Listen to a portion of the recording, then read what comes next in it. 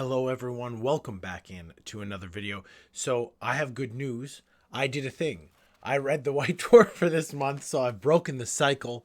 And I finally got through one. I'm almost gotten through last month's too, so I'm going to start moving my way backwards in time, reading all of them.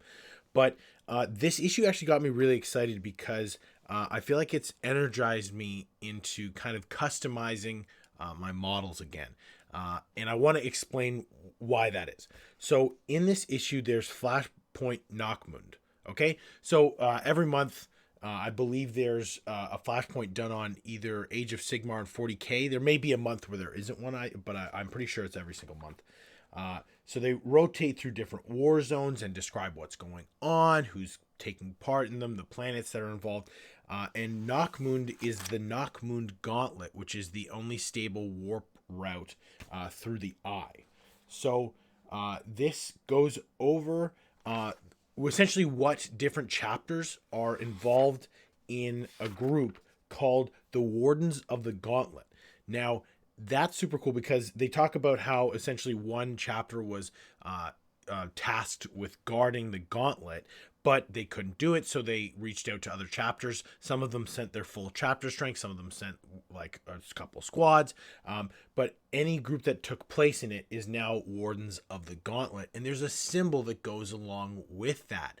So that's amazing because you could customize some of your squads to say that this tactical squad or primary squad, whatever it is, was one of the Wardens of the Gauntlet, and paint the little symbol on the leg or on the shoulder pad or something indicating the backstory for that one squad. And it made me realize that I used to do that sort of stuff all the time. I think I was trying to count last night, and I think it was 16 chapters with full backstories when I was a kid. I was all over the place. I love Marines so much. I would be starting them all the time, paint up a couple squads, and move on to the next one. But I just love that so much, and I feel as though people have kind of forgotten that. People are more, you're pumping out a Blood Angels army, right? You're painting Ultramarines. You're just doing kind of their custom chapters. And now I'm doing a Black Templars army, admittedly, and I have a Death Watch army. But the Death Watch I customized with heads, shoulder pads, trophies. I did a lot of stuff for the Death Watch. And the Black Templars, I'm just going to build them as is because I like those models so much.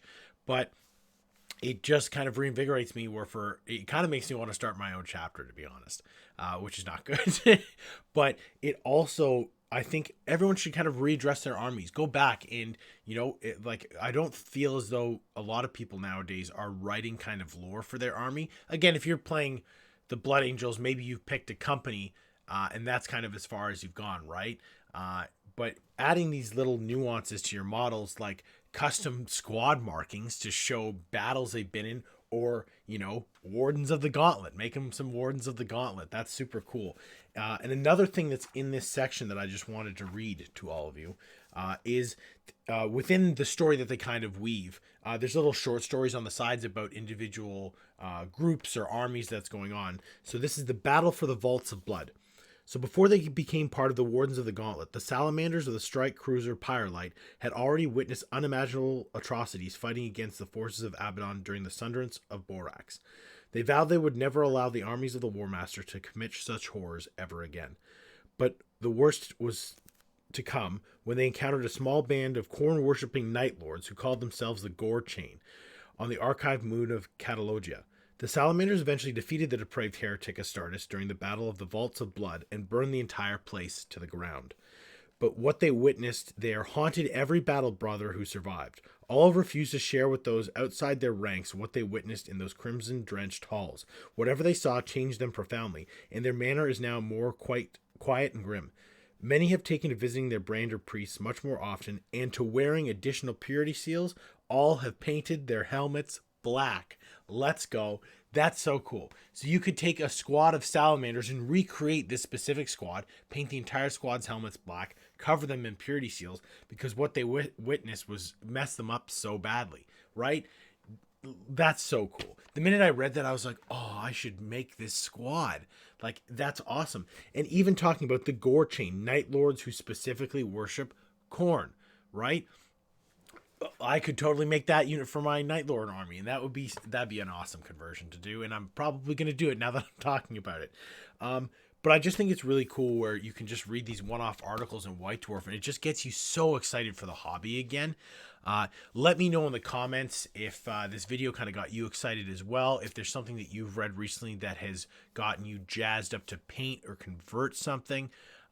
This is definitely taking me down a road where I'm going to end up getting some more plastic of some sort. But I'm, again, super excited to make some custom stuff just based off of this little short story that I read. If you're not subscribed to the channel, please hit that subscribe button. It helps me out so much, and I will see everybody soon.